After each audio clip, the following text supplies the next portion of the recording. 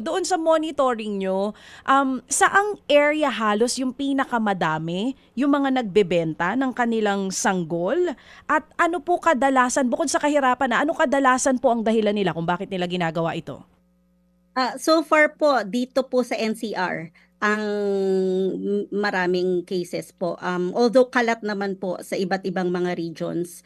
And kadalasang reason, maliban po sa hindi na nila kayang alagaan ang kanilang mga anak, may ilan po hindi alam ng magulang, may ilan po buntis pa lang sila, meron na silang katransaksyon. Ito po ay pinagbabawal din.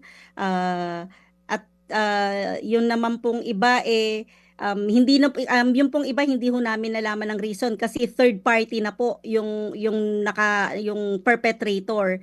Hindi po namin na confirm kung nabili ba nila sa biological parent o binili rin nila sa ibang tao yung bata. Oo, meron din po ba tayong tinitingnan na parang sindikato na, kumbaga ito na talaga ang kabuhayan, mag-aanak, ibebenta sa mga middleman para gawing kabuhayan yung mga bata? Sa ngayon po, hindi po namin ma-confirm kung meron po talagang sindikato. Yung iba po kasi dun sa mga Facebook groups, minsan scam naman.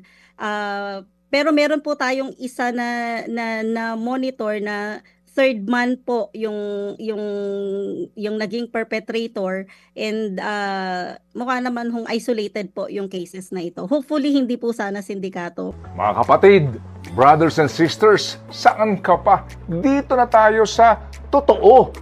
Dito na tayo sa True FM. Mga kapatid, mag-subscribe and follow po kayo sa social media accounts ng True Network PH. Yan po kami, hanapin nyo lang True Network PH, Facebook, Instagram, YouTube, TikTok, and podcast.